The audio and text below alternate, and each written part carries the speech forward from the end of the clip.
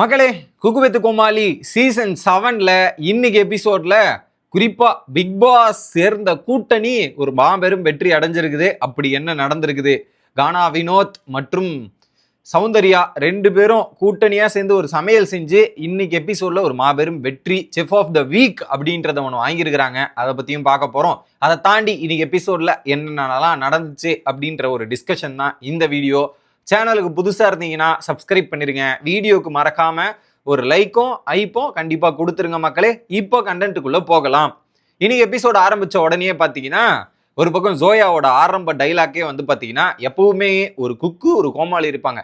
இப்போ ரெண்டு பேரா வந்தாங்க இல்லையா கப்புள்ஸில், அதில் ஆல்ரெடியே ஒரு கோமாளியாக தான் இருக்காங்க. வந்திருக்கிறதுல ஒன்று குக்கு, ஒரு கோமாளி, இன்னொரு கோமாளி, ரெண்டு கோமாளி எப்படி வச்சு சமாளிக்க போறேன்னு தெரியல. வந்திருக்கிறது எல்லாமே டம்மி பீஸுகளா இருக்குதே அப்படின்ற மாதிரி ஜோயா ஆங்கரா சில வேலைகள் பார்க்க வேண்டியது இருக்குல்ல, அந்த வேலையை ஆரம்பிச்சதும் நல்லா இருந்தது. சரி, இதுல இவங்களுக்கு என்ன இன்னைக்கு டிஷ் கொடுக்க போறாங்க? ஆக்சுவலா அட்வான்டேஜ் குக்கிங் அப்படின்றது ஒன்று இருக்கும்.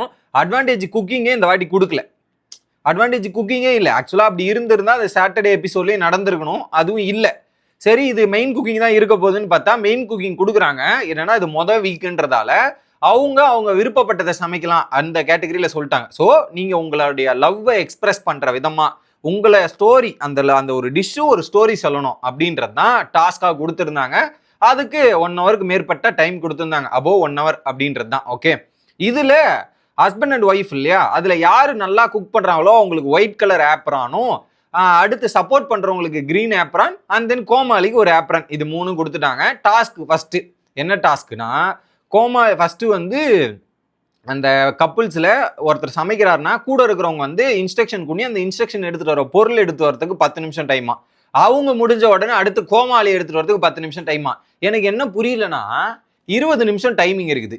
இந்த 20 நிமிஷம் டைமிங்கில் அந்த 20 நிமிஷம் 10 நிமிஷம் நீ போய் எடுத்துடுவான் அவன் போய் எடுத்துடுவான்னா ஒரே 10 நிமிஷத்தில் முடிஞ்சு போயிருமே. மிஞ்சி போனால் அது ஒரே 10 நிமிஷத்தில் இவங்க தேவையானது எல்லாத்தையும் எடுத்துகிட்டு வரதுக்கான வாய்ப்பு இருக்கு இல்லையா? அது எதுக்கு 10 நிமிஷம் பிரிச்சு நீ 10 நிமிஷம் முடிஞ்சிச்சு அடுத்து நீ போ அப்படின்ற அனுப்பி 20 நிமிஷம் பொருளை எடுக்கிறதுக்காக அவங்க செலக்ட் பண்ண டைமிங்கும் எனக்கு சுத்தமாக புரியல. அவ்வளோ நேரம் அது தேவையும் கிடையாது. எப்படி அவ்வளோ நேரம் தேவையும் கிடையாது அப்படின்றதான். ஒரே 10 நிமிஷத்துல மிஞ்சி போனால் எடுத்துட்டு வந்துருவாங்க. ஆனால் அது எதுக்கு 10 நிமிஷம் வச்சாங்க? சரி, கண்டென்ட் வேணும், கண்டென்ட்டுக்காக வைக்கிற மாதிரி தான் எனக்கு தோணுச்சு அந்த ஒரு இடம். ஓகே, அதை தாண்டி ஒரு பக்கம் மஞ்சுநாதன் பேசுற விதமா இருக்கட்டும், அந்த கோவை தமிழ் நல்லா இருக்குதுங்க, அருமையா பேசுறதா இருக்கட்டும், சுத்தம் சோறு போடும்ன்றதுல ஆரம்பிச்சு அது இடத்த சுத்தமா வச்சுக்கணுன்ற மாதிரி கவுண்டரும் நல்லா பயங்கரமா போடுறாருங்க. ஸோ கோமாளிக்கே ஒரு டஃப் கொடுக்குற ஒரு நபர் யாருன்னா அது மஞ்சுநாதனா தான் இருப்பார். ஓகே, அதை தாண்டி நிஷா வச்சு அந்த திஷ்டி சுட்டி போட்ட மூமெண்ட்டு இதெல்லாம் ஒரு பக்கம் நல்லா இருந்துச்சு. இது முடிஞ்ச உடனே பார்த்தீங்கன்னா அந்த கேம் ஒரு இண்டூரன்ஸ் கொடுத்துருக்காங்க. 3 பேர் கழுத்துல அப்படியே கழுத்துக்குள்ள ஒன்று போட்டிட்டு அதை பேலன்ஸ் பண்ணி சமைக்கணும். அதுலேயும் சமைக்கிறது எப்படின்னா ஃபர்ஸ்ட் 20 நிமிஷம் ஹஸ்பண்டு, நெக்ஸ்ட் 10 நிமிஷம் கோமாளி, மூணாவது 30 நிமிஷம் கழிச்சு தான் மெயின் குக்கே சமைப்பாங்க. இதில் இவங்கெல்லாம் எப்படி சமைக்கிறாங்க என்னெல்லாம் பண்ணுறாங்க அப்படின்றது தான் டாஸ்காக வச்சுருந்தாங்க. ஓகே, அந்த அளவுக்கு பெரிய எனக்கு அப்படியே வாயை விட்டு பயங்கர சிரிக்கிற தருணமாக ஏதாவது இருந்துச்சான்னு கேட்டீங்கன்னா நான் அந்த அளவுக்கு பெருசாக எதுவுமே பார்க்கல. எங்கேயோ மஞ்சுநாதன் அங்கங்கே கவுண்டர் போட்டதுன்னா okay, I will enjoy. And then Zoya போயிட்டு அங்கே சாந்தா கிட்ட வம்பு பண்ண அந்த ஒரு மூமெண்ட்டை என்ஜாய் பண்ணுற மாதிரி இருந்தது. தாண்டி மற்றதெல்லாம் எனக்கு ஒரு பெருசாக ஒரு யூனிக்கான எலமெண்ட்டோ இன்ட்ரெஸ்டாக ஆக்குற மாதிரி எனக்கு எதுவும் தெரியவில்லை. உங்களுக்கு ஏதாவது கண்ணில் பட்டால் கமெண்ட் செக்ஷனில் சொல்லுவோம். ஏன்னா நானும் அதை போய் பார்ப்பேன். ஏன்னா எனக்கு அந்த மாதிரி ஒரு இன்ட்ரெஸ்டிங் ஃபேக்டரே தெரியல. குறிப்பாக மாக்காப்பா ராமர் என்ன அது பண்ணலாமா, ராமர் இது பண்ணலாமா அப்படின்ற மாதிரி தான் முழுக்கவே இருந்துச்சு. ஒன்றும் சொல்கிறதுக்கு இல்லை. ஓகே, அதில் குறிப்பாக ரோஜா மேம் ஒவ்வொரு டேபிளாக போய் பேசி அந்த விஷயத்தை வந்து கேட்டு தெரிஞ்சுக்கிட்ட விதம், அதை எல்லாரும் ரீப்ளே பண்ண விதம் நல்லா இருந்தது. இல்லை குறிப்பாக அனிருத்தா வந்து கவுண்டர் போட்டது நல்லா இருந்துச்சு.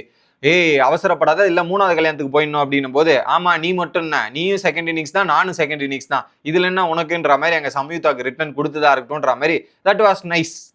ஸோ இதில் ஒவ்வொரு ஸ்டோரி எல்லாரும் அந்த சாப்பாடு சமைச்சு முடிச்சிட்டாங்க. ஃபர்ஸ்ட்டு ஜமீலா மற்றும் மனோ அவங்க போயிட்டு அவங்க பண்ணது என்னன்னா கோவக்காய் பருப்பு சாதம் அப்படின்ற சாப்பாடு செஞ்சிருந்தாங்க.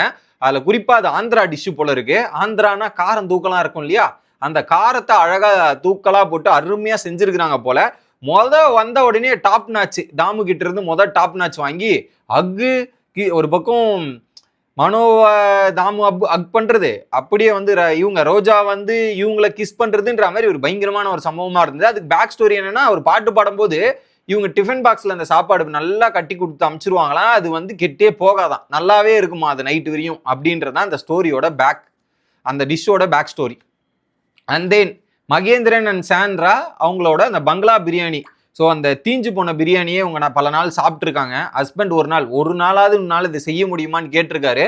ஹஸ்பண்ட் கேட்டுட்டாரே, அவருக்காக நான் பிரியாணி செய்யணுமேன்றதுக்காக வேலை செய்கிற இடத்துல எப்படி செய்கிறாங்கலாம் அதை பார்த்து வாங்கின 1 மாதம் 150 ரூபா அப்படின்ற ஒரு சம்பளத்தை எடுத்துக்கிட்டு வந்து அதை பிரியாணி செஞ்சு ஹஸ்பண்டுக்கு கொடுக்கும்போது that is the love man அப்படின்ற மாதிரி தான் இருந்துச்சு. அதை அவர் அந்த விஷயத்தை அவங்க பேசும்போது அவர் பக்கத்தில் உட்காந்து அழுகுறதெல்லாம் பார்க்கும்போது தட் வாஸ் குவைட் எமோஷனல். அது புரிஞ்சுக்க முடியுது அந்த அளவுக்கு எவ்வளோ வலியும் வேதனையும் அனுபவிச்சிருக்காங்க. அந்த பிரியாணி எவ்வளோ பெருசா இருந்திருக்குது, அந்த ஒரு விஷயம், அது ஒரு சின்ன விஷயம் தான், அது எவ்வளோ பெரிய ஃபீலிங்ஸ் அவருக்குள்ள உண்டாக்கி இருக்குது, எவ்வளோ பெரிய அன்பு அங்கே நடக்குது அப்படின்றது பார்க்கும்போது வியப்பா இருந்துச்சு. That was nice. ஸோ அவங்களுக்கும் ஒரு நல்ல கமெண்ட், ஒரு பெருசு பயங்கரமா இல்லைனாலும் ஒரு குட் ஜாப் அப்படின்ற கமெண்ட் வந்தது. அடுத்து சம்யுக்தா மற்றும் அனிருத்தா, இவங்க 2 பேரும் என்னன்னா fried rice and chilli chicken. இதில் குறிப்பா இவங்களோட ஸ்டோரி, ஒரு நாள் விட்டு ஒரு நாள் நைட்ல வந்து ஃப்ரைட் ரைஸ் சில்லி சிக்கன் தான் செய்வாங்களாம். பட் ஓகே, முதல் நாள் ஏதோ பெஸ்டா பண்ணிருக்கீங்க, அதுல கொஞ்சம் இதுவாயிருச்சு, பட் சூப்பர் அப்படின்ற மாதிரி. ஏன்னா அவங்க பண்ண சில்லி சிக்கன்ல தான் கோளாறு ஆயிடுச்சு, அதுல ஸ்வீட் சாஸ் ஊத்திட்டு இருக்காங்க, அந்த சாஸ் கோளாறு ஆயிடுச்சு போல. அண்ட் தென் நிஷா மற்றும் ரியாஸே, இதுல குறிப்பா அவங்க ஹஸ்பண்டுக்காகவே அவங்க அம்மா ஊர்ல இருந்து கறி வருமா மட்டன், அதை வச்சு தேங்காய் பால் சோறும் மட்டன் சுக்கா பண்ணியிருந்தாங்க. பட் டாப் நாச் வாங்கியாச்சு ஃபைனலா. நிஷாவும் இந்த ஷோருக்கு வந்து நானும் குக்கா கலக்கிறேன்டா அப்படின்ற மாதிரி கலக்காலஜி நிஷாவை பார்க்க முடிஞ்சுச்சு. அண்ட் தென் வினோத் அண்ட் பாக்கியா மீன் குழம்பு, அதுக்கப்புறம் வெரைட்டி ரைஸு, அது வந்து ரொம்ப பாரம்பரியம் மிக்க மீன் குழம்பா இருந்திருக்குது. நிறைய பேரோட எமோஷன்ஸை தூண்டி விட்டுருக்குது. குறிப்பா சொல்லணும்னா தாமு அப்பாவோட அம்மாவோட எமோஷன்ஸ் எடுத்துன்னு வந்துட்டா இருக்கட்டும், மீனா இது ரோஜா மேடமோட ஃபேமிலியை ஞாபகப்படுத்தின விதமா இருக்கட்டும்ன்ற மாதிரி பயங்கரமான ஒரு விஷயத்தை கிரியேட் பண்ணி அது ஒரு பயங்கரமான ஒரு டிஷ்ஷா அமைஞ்சிருக்குது. அதுல குறிப்பா அக்ஸு பாராட்டுன்ற மாதிரி வேற மாதிரி பாராட்டு மழை வினோத் அண்ட் பாக்யாவுக்கு பொழிஞ்சது.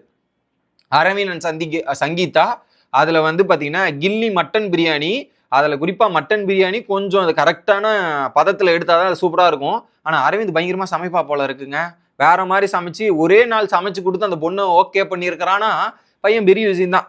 அதுல குறிப்பா டாச் தாஜ் ஹோட்டல்ல கிடைக்கிற பிரியாணியை விட இந்த பிரியாணி பயங்கரமா இருக்குன்ற மாதிரி அவருக்கும் ஒரு பயங்கரமான அக்கும் பாராட்டம் வந்துச்சு, சூப்பரா இருந்துச்சு. அண்ட் தென் டேவிட் ராஜி, அவங்க வந்து நாட்டு குழம்பு பெரட்டல், அப்புறம் சட்டி சோறு, நைட்லாம் கூடாஞ்சோறுன்னு உட்காந்து சாப்பிடுவாங்க, அந்த மாதிரி இவங்களுக்குமே ஒரு டாப் நாச் வந்தது. அதுல குறிப்பா அந்த சிக்கன் பயங்கரமா இருந்திருக்குது போல, அவங்களுக்கும் பயங்கரமான பாராட்டம் அக்கும் கிடைச்சது. அண்ட் தென் ஃபைனலா மஞ்சு அண்ட் ராஜேஸ்வரி, இவர் பண்ணது வந்து பள்ளிப்பாளையம் சிக்கன், நின்ன குழம்புல தான் கொஞ்சம் உப்பு போடாமல் விட்டுருக்காரு, அதில் உப்பு தான் கொஞ்சம் கம்மியாயிட்டு இருக்குது, அதுதான் அங்கே ஃபால்ட்டாக போயிட்டு இருந்தது.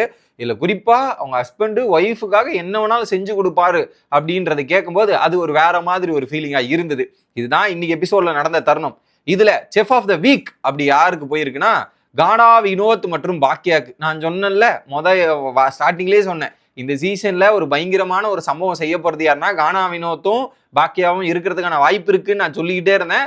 அதை கரெக்டா எபிசோட்லயே செஃப் ஆஃப் த வீக் வாங்கி season 7 first chef of the week அப்படின்றத கானா வினோத் கலக்கிறார். ஸோ சீசன் 9 பிக் பாஸ்லயும் கலக்கினார், சீசன் 7 குக்கு வித் கோமாளிலையும் கலக்கினார். அதுல என்னன்னா பிக் பாஸ் கூட்டணி வெற்றி பெற்றது, சௌந்தர்யா கானா வினோத்தோட கூட்டணி வெற்றி பெற்றது அப்படின்றது தான் சொல்லணும். இதை பத்தி நீங்க என்ன நினைக்கிறீங்கன்றத கமெண்ட்ஸ்ல சொல்லுங்க. அடுத்த வீடியோல வந்து சந்திக்கிறேன். Bye guys.